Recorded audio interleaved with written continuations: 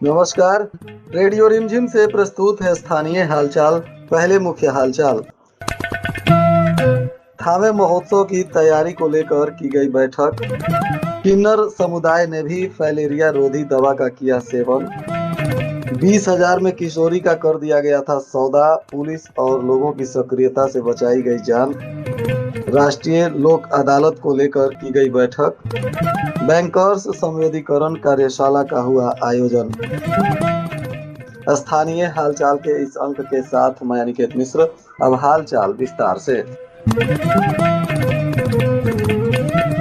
थावे महोत्सव 2026 के आयोजन को लेकर जिला पदाधिकारी पवन कुमार सिन्हा की अध्यक्षता में आज बैठक की गई। बताया गया कि आगामी 28 और 29 मार्च को थावे महोत्सव का आयोजन होगा। इस दौरान महोत्सव के सुचारू एवं भव्य आयोजन को लेकर विभिन्न समितियों का गठन कर उनके दायित्वों पर विस्तार से चर्चा की गई। इसके अंतर्गत प्रबंधन समिति, लेखा प्रबंधन समिति, आवास समिति, सांस्कृतिक समिति, विधि व्यवस्था समिति, परिवहन समिति, जनसंपर्क एवं स्मारिका समिति, स्टेज साउंड और लाइट समिति, स्वच्छता समिति, स्वास्थ्य समिति तथा आपदा प्रबंधन समिति के गठन और उनके कार्यों की रूपरेखा निर्धारित की गई। इसके अतिरिक्त महोत्सव के दौरान आयोजित होने वाले ग्रामीण किसान मेला, खेलकूद प्रतियोगिताएं तथा पुरस्कार वितरण समारोह को लेकर भी विचार विमर्श किया गया। बैठक में सभी संबंधित विभागों को आपसी समन्वय के साथ कार्य करते हुए महोत्सव को सफल बनाने का निर्देश दिया गया। जिला पदाधिकारी ने कहा कि थावे महोत्सव जिले की सांस्कृतिक पहचान का महत्वपूर्ण हिस्सा है और इसे भव्य एवं सुव्यवस्थित तरीके से आयोजित करना प्रशासन की प्राथमिकता है। उन्होंने सभी पदाधिकारियों को समयबद्ध तरीके से अपनी जिम्मेदारियों का निर्वहन करने का निर्देश दिया। बेतिया की रहने वाली एक युवती को 20,000 रुपए में सौदा कर कुछ लोग बस के माध्यम से राजस्थान ले जा रहे थे। बताया जा रहा है कि बस पर बैठने से पहले किशोरी ने गोपालगंज में शोर मचा दिया। मौके पर भारी संख्या में लोग जुट गए। सूचना मिलने के बाद पुलिस भी पहुंची और 3 आरोपियों को हिरासत में ले लिया गया, जबकि 2 लोग फरार हो गए। बताया जा रहा है कि पीड़ित युवती बेतिया की रहने वाली है और उसने आरोप लगाया कि बिचौलिए के माध्यम से बेचकर जबरन उसकी शादी राजस्थान में कराने के लिए ले जाया जा रहा था। तभी उसने शोर मचा दिया। अब पुलिस इस मामले में 3 लोगों को हिरासत में ली है और पीड़िता से भी आवश्यक पूछताछ कर रही है। फाइलेरिया जैसी गंभीर बीमारियों के उन्मूलन के लिए चल रहे सर्वजन दवा सेवन अभियान में इस बार एक प्रेरक तस्वीर सामने आई है। स्वास्थ्य विभाग सामाजिक कार्यकर्ताओं और स्थानीय समुदाय के बीच संवाद और विश्वास के सहारे बरौली प्रखंड के सुरवल गांव में ट्रांसजेंडर यानी किन्नर समुदाय के सदस्यों को भी फाइलेरिया रोधी दवा का सेवन कराया। इसकी शुरुआत कर दी गई। बताया जा रहा है कि शुरुआत में आशंकाओं के चलते दवा लेने से इनकार करने वाले किन्नर समुदाय ने विस्तृत रूप से इसकी जानकारी ली और उसके बाद न केवल सहमति दी बल्कि पूरे उत्साह के साथ अभियान का हिस्सा बने। बताया जा रहा है कि कुछ दिन पहले किन्नर समुदाय ने दवा खाने से इनकार कर दिया था, परंतु इस बार सरकार ने उन्हें समझा बुझाकर दवा के बारे में विस्तृत से जानकारी दी और उसके बाद अब किन्नर समुदाय के लोग भी दवा का सेवन कर रहे हैं।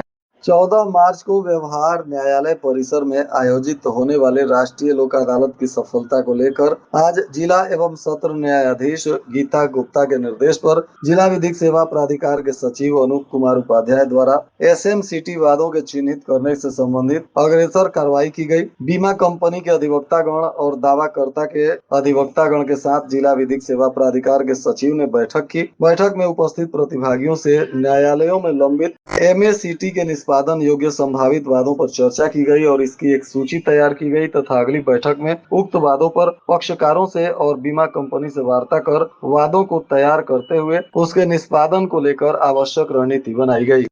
नाबार्ड के द्वारा समाहरणालय स्थित सभागार में बैंकर्स संवेदीकरण की बैठक की गई। बताया जा रहा है कि इसके पश्चात जादवपुर रोड स्थित होटल लक्ष्मी में एक मिलन समारोह का आयोजन हुआ। कार्यक्रम का संयुक्त उद्घाटन जिला पदाधिकारी पवन कुमार सिन्हा और नाबार्ड के डीडीएम डॉक्टर अनुपम लाल कुसमाकर ने दीप प्रज्वलित कर किया। नाबार्ड ने जिलाधिकारी को पुष्प गुच्छ और तथा पौधा देकर उनका स्वागत किया। जिलाधिकारी ने अपने संबोधन में कहा कि नाबार्ड के द्वारा RIDF फंड के माध्यम से पुल, सड़क, नहर, तालाब और सामाजिक पेयजल जैसी आधारभूत संरचनाओं के वित्त पोषण से गोपालगंज जिले का समग्र विकास हो रहा है। उन्होंने कहा कि डीएलसीसी और बीएलसीसी जैसे मंच के माध्यम से प्रत्येक बैंक शाखा की क्रेडिट योजना एवं सतत मॉनिटरिंग से बैंकिंग तंत्र अधिक प्रभावी हो रहा है। नाबार्ड के द्वारा यूनिट कॉस्ट और स्केल ऑफ फाइनेंस निर्धारण में निभाई जा रही भूमिका से बैंक अधिकारियों को परियोजना लागत निर्धारण और किसानों एवं एग्री प्रायोर्स को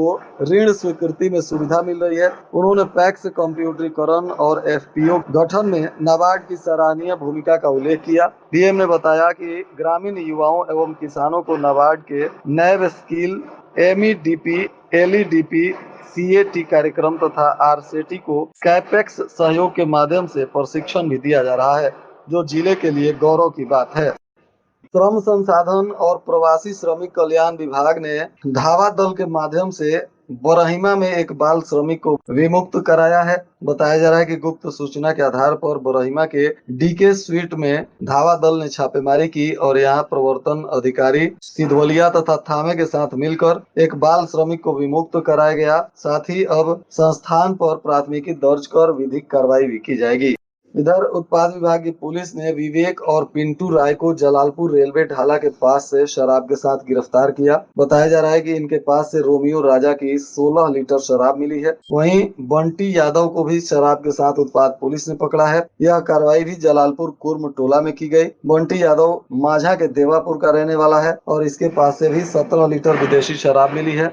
आज उत्पाद विभाग की पुलिस ने अलग अलग जगहों पर कार्रवाई करते हुए कई शराब तस्करों को पकड़ा। बताया जा रहा है कि एक तरफ जहां उत्पाद पुलिस ने एक डंगा चेक पोस्ट के पास छापेमारी कर मुन्ना कुमार को 14 लीटर से अधिक शराब के साथ पकड़ा है। यह आरोपी मीरगंज का रहने वाला है और इसकी मोटरसाइकिल को भी पुलिस ने जब्त किया है। तो वहीं भिंगारी चेक पोस्ट पर भी कन्हैया प्रसाद को शराब के साथ पुलिस ने गिरफ्तार किया है। इसकी भी मोटरसाइकिल जब्त की गई है। यह आरोपी भोरे के खीरिया गाँव का रहने वाला है।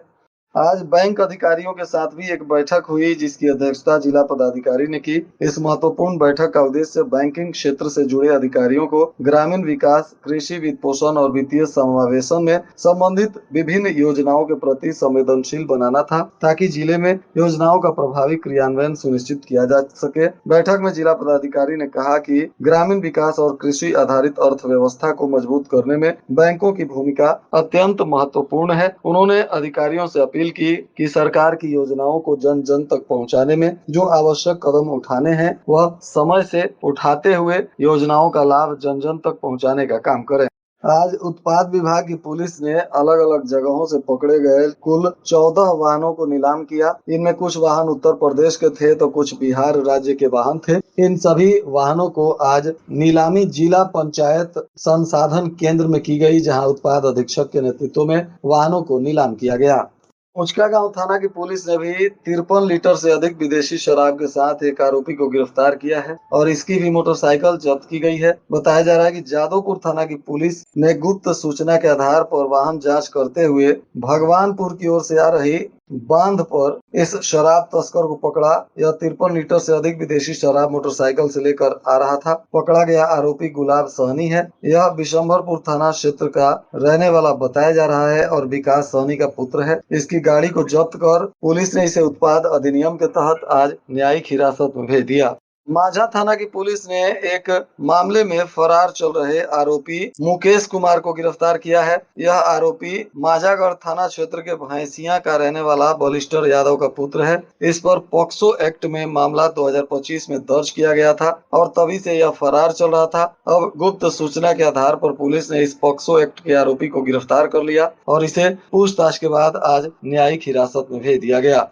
इधर गोपालपुर थाना की पुलिस ने भी एक मामले में फरार चल रहे प्राथमिकी अभियुक्त अनुज रावत को गिरफ्तार किया। यह आरोपी गोपालपुर थाना क्षेत्र के नटवा मुसहरी का रहने वाला है और केदार रावत का पुत्र बताया जा रहा है। इसे धारा 109 के तहत पुलिस ने गिरफ्तार कर आज पूछताछ के बाद न्यायिक हिरासत में भेज दिया। गोपालगंज में अदालत ने दहेज हत्या कांड के एक अभियुक्त को 2 वर्ष कैद और 10,000 रुपए के जुर्माना की सजा सुनाई है। अदालत की तरफ से आरोपी नौशाद अली उर्फ मुन्ना को यह सजा सुनाया गया है। बताया जा रहा है कि माझा थाने में दहेज हत्या का मामला दर्ज था और इसी में सुनवाई करते हुए अदालत ने आरोपी नौशाद अली को यह सजा सुनाई, जिसके बाद पुलिस ने इसे गिरफ्तार कर न्यायिक हिरासत में भेज दिया। और आज के मौसम का तापमान गोपालगंज में न्यूनतम 14 डिग्री सेल्सियस और अधिकतम 27 डिग्री सेल्सियस रहने की संभावना है। रेडियो रिमझिम से प्रसारित हालचाल के इस अंक को आप हमारे YouTube चैनल, फेसबुक और इंस्टाग्राम पर भी सुन सकते हैं। इसके लिए हमारे चैनल को लाइक और सब्सक्राइब करें। अंत में मुख्य हालचाल एक बार फिर। थावे महोत्सव की तैयारी को लेकर की गई बैठक। किन्नर समुदाय ने भी फाइलेरिया रोधी दवा का किया सेवन। 20,000 में किशोरी का कर दिया गया था सौदा। पुलिस और लोगों की सक्रियता से बचाई गई जान। राष्ट्रीय लोक अदालत को लेकर की गई बैठक। बैंकर्स संवेदीकरण कार्यशाला का हुआ आयोजन।